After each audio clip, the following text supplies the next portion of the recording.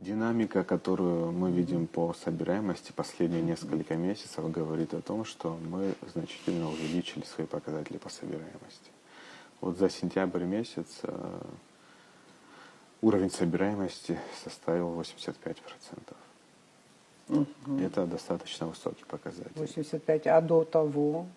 Значит, начинали мы в начале года, уровень собираемости составлял порядка 32%. 32 по месяцу. Если мы будем говорить с начала года, уровень собираемости составил 52%. Это с января по сентябрь месяц. Отдельно в сентябре только лишь мы собрали 85% по месяцу одному. Все последние 4 месяца у нас достаточно высокая динамика по собираемости. Но это результат чего? Это результат нескольких, на мой взгляд, факторов. Во-первых, у нас последние годы активно внедряется современные интеллектуальные приборы учета. В стране их установлено порядка 32 тысяч приборов учета, что стимулирует, с одной стороны, граждан к экономии электроэнергии. Процесс идет?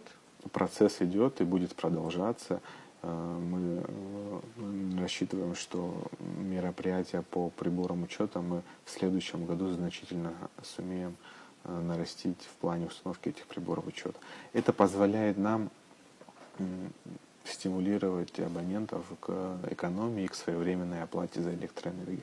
То есть мы имеем реальные рычаги воздействия на абонентов, у которых и установлены эти приборы учета. И мы видим эту динамику, что там, где появились приборы учета, абоненты начинают экономить и более своевременно оплачивать текущие счета за электроэнергию. Ну, я слышу разговоры, что начали отключать таких злостных неплательщиков, скажем так. Это подтверждается такая информация? Все верно. В тех местах, где стоят современные интеллектуальные приборы учета, ежесуточно мы вынуждены применять такую меру по отношению к таким абонентам для того, чтобы стимулировать их к финансовой дисциплине в вопросах бытовой деятельности.